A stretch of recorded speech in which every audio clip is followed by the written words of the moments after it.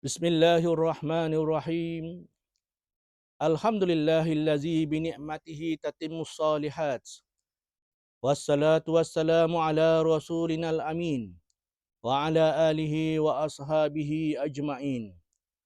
Allahumma salli ala sayyidina Muhammadin tibbil qulubi wa dawaiha wa afiyatil abdani wa shifaiha wa nuril absari wa diyaiha wa ala alihi wa sahbihi wa barik wa sallim.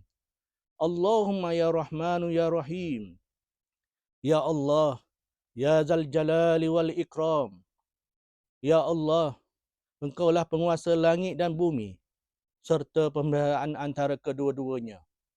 Ya Allah, kami merafakkan kesyukuran di atas izinan dan inayah-Mu sehingga kami dapat menyempurnakan sehingga ke akhirnya showcase OPD kapasiti pedagogi pembelajaran bermakna peringkat kluster IPGM bagi semester Ogos-Disember 2025 pada hari ini, yang bertemakan mengoptimalkan kompetensi pelajar melalui pembelajaran bermakna.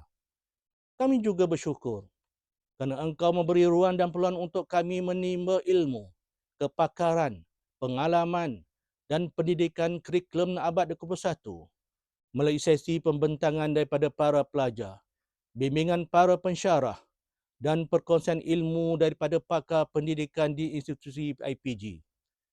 Semoga intipati pengalaman KPPB yang cukup berharga ini memberi satu platform strategik bagi mempamerkan amalan terbaik, inovasi pedagogi serta perintegrasian pembelajaran digital dalam kalangan warga Institut Pendidikan Guru Malaysia.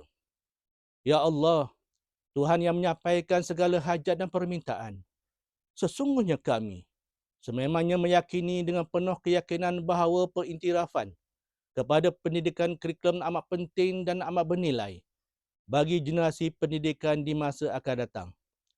Justru itu, dengan kudrat dan iradat-Mu, maka permudahkanlah segala urusan kami sehingga kami dapat mengekalkan mutu pendidikan kurikulum yang berkualiti demi kesejahteraan agama, bangsa dan negara. Rabbana atina fid dunya hasanah wa fil akhirati hasanatan wa qina azabannar. Wa sallallahu ala sayyidina Muhammadin wa ala alihi wa sahbihi wasallam. Walhamdulillahi rabbil alamin.